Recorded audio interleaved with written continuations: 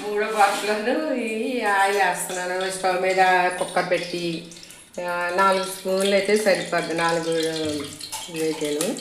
ఎందుకంటే అది బోటి కొవ్వు ఉంటుంది కదా, కొవ్వుపోయి ఉంటుంది.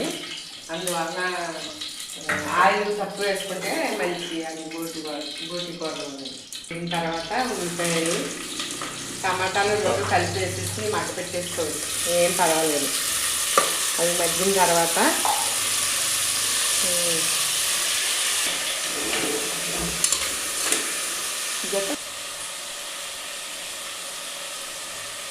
ఈ స్పూను తిరగలో కొన్నామమ్మా.